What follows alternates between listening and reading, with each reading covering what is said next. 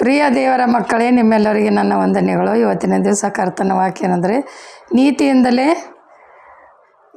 ನೀತಿವಂತನು ನಂಬಿಕೆಯಿಂದಲೇ ಬದುಕುವನು.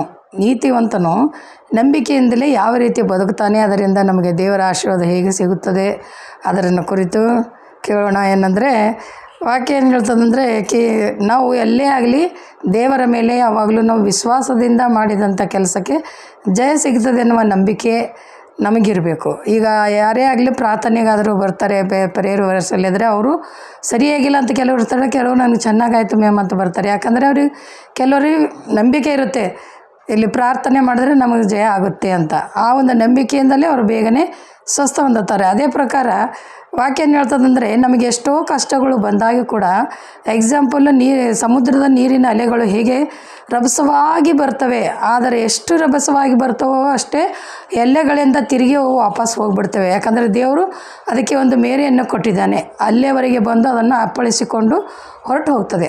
ಅದೇ ರೀತಿ ಮಕ್ಕಳೇ, ಕಷ್ಟ ಬಂದರೂ ಕೂಡ ಆ ರೀತಿ ಹೊರಟು ಹೋಗ್ತವೆ. ಭಯಪಡಬೇಡ್ರಿ, ನನ್ನಲ್ಲಿ ವಿಶ್ವಾಸ ಬಿಡ್ರಿ ಅಂತ ದೇವ್ರ ವಾಕ್ಯ ಅದಕ್ಕೆ ಹೇಳ್ತದೆ. ಆ ವಾಕ್ಯ ಏನಂದರೆ, ನೀತಿವಂತನು ನಂಬಿಕೆಯಿಂದಲೇ ಬದುಕುವನು, ಹಾಗೂ ನಂಬಿಕೆ ಇಳ್ಳವನು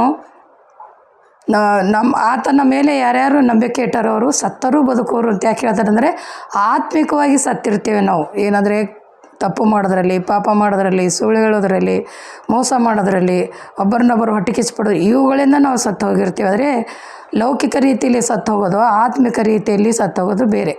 ಆತ್ಮಿಕ ಅಂದರೆ ನಾವು ಆತ್ಮನ ಫಲಗಳ ಮೂಲಕವಾಗಿ ಜೀವಿಸುವಾಗ ದೇವರು ನಮ್ಮೊಟ್ಟಿಗೆ ಇದ್ದಾನೆ ಅನ್ನೋ ವಿಶ್ವಾಸ ನಮ್ಮೊಟ್ಟಿಗೆ ಇರ್ತದೆ.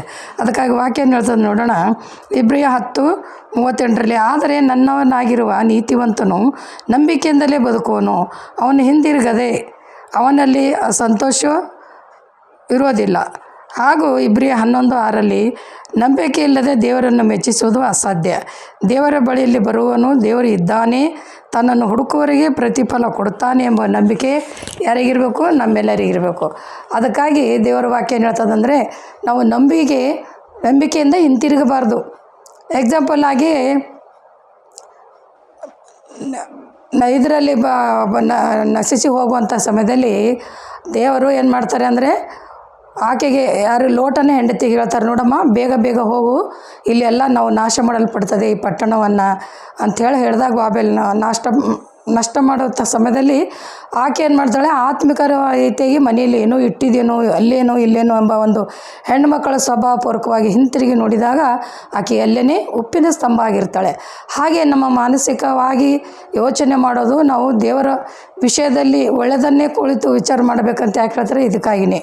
ನಾವು ತಿರುಗಿ ಲೋಕ ವ್ಯವಹಾರಗಳಲ್ಲಿ ಬಿದ್ದಾಗ ತಿರುಗಿ ನಾವು ತಪ್ಪಿನ ಪರಿಸ್ಥಿತಿಯನ್ನು ಅಲ್ಲೇ ಅನುಭವಿಸ್ತಿರ್ಬೇಕು. ಅದಕ್ಕೆ ಇವಾಗಾದರೂ ನಾವು ಕೇಳ್ತೇವೆ, ಅವಳು ಉಪ್ಪಿನ ಸ್ತಂಭವಾಗಿದ್ದಾಳೆ.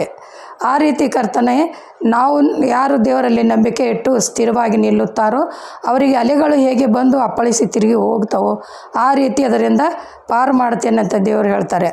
ಅದಕ್ಕಾಗಿ ಈ ವಾಕ್ಯದಲ್ಲಿ ಕೂಡ ನಾವು ನೋಡ್ತೇವೆ, ನಂಬಿಕೆ ಇಟ್ಟವರು ಯಾರ್ಯಾರು ಅಂದರೆ, ನಂಬಿಕೆಯಿಂದ ಬಾಳುವಂಥ ದಾನಿಯೇಲನು, ಆತನು ನಂಬಿಕೆಯಿಂದಲೇ ಏನು ಮಾಡಿದನು, ಆತನಿಗೆ ಬೇಕು ಅಂತಲೇ ಬೊಂಬೆಗೆ ಪೂಜೆ ಮಾಡಲಿಲ್ಲ ಅಂದರೆ ಬೆಂಕಿಯಲ್ಲಿ ಹಾಕ್ತೀವಿ ಅಂದ್ರೆ ಭಯಪಡೋದೆ. ಶಾದ್ರಕ್ ಮೇಷಕ್ ಅಬೇದ್ನೆಗೋ ಅವ್ರು ಏನು ಮಾಡ್ತಾರೆ, ಪರವಾಗಿಲ್ಲ ಅಂದಾಗ ಬೆಂಕಿಯಲ್ಲಿ ಹಾಕಿದಾಗ ತಿರುಗಿ 3 ಜನ ಹೋಗಿ 4 ಜನ ಆಗ್ತಾರೆ.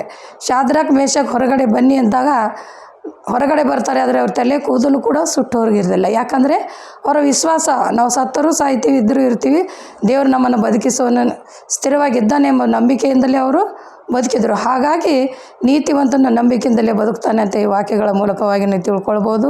ಅದೇ ರೀತಿಯಿಂದ ಜೀವನದಲ್ಲಿ ಬರ್ತಕ್ಕಂಥ ಎಲ್ಲ ಕಷ್ಟ ದುಃಖಗಳನ್ನು ಈ ರೀತಿ ನಾವು ಎದುರಿಸ್ತಾ ಬಂದಾಗ ದೇವರಲ್ಲಿ ನಮಗೆ ನಂಬಿಕೆ ಹೆಚ್ಚುತ್ತಾ ಬರುತ್ತದೆ, ಪ್ರೀತಿ ಹೆಚ್ಚುತ್ತಾ ಬರುತ್ತೆ, ಭಕ್ತಿ ಹೆಚ್ಚುತ್ತಾ ಬರುತ್ತೆ. ಈ ರೀತಿ ಅನುಭವಪೂರ್ವಕವಾಗಿ ನಾವು ದೇವರ ಹತ್ತಿರ ಆತನ ಮಾರ್ಗದಲ್ಲಿ ನಡೆಯಲು ಸಾಧ್ಯವಾಗುತ್ತದೆ.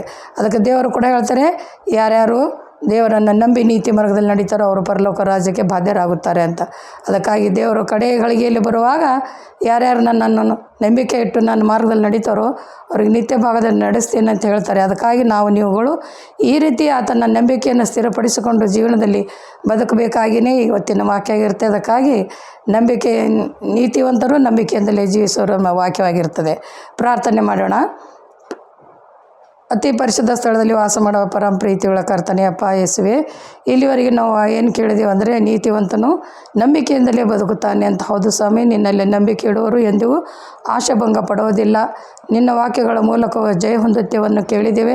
ಅದೇ ರೀತಿಯಿಂದ ಕಾರ್ಯರೂಪದಲ್ಲಿ ನಡೆದುಕೊಳ್ಳಲು ನಿನ್ನ ಆಶೀರ್ವಾದವನ್ನು ಕೊಟ್ಟು ದಯಪಾಲಿಸುವಿರಂತೇಳಿ ಕರ್ತನ ನಾಮದಲ್ಲಿ ಬೇಡಿದ್ದೇನೆ ತಂದೆ, ಆಮೇನ್.